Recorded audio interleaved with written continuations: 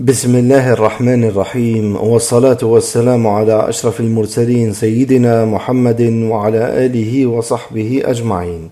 أما بعد، السلام عليكم ورحمة الله تعالى وبركاته. معنا اليوم أحبابي في الله رؤيا عن المهدي عليه السلام بعنوان ما يؤكد أن المهدي فعلا مراقب منهم خطير جدا. يقول الرأي: السلام عليكم، رأيت رجلا يجري في الشارع، كان يهرب من مجموعة من الرجال فالتقيت به وكان متعبا. قال لي: أخبر المؤمنين أن يستعدوا ويرجعوا عبادا لله عز وجل. وانتهت الرؤيا.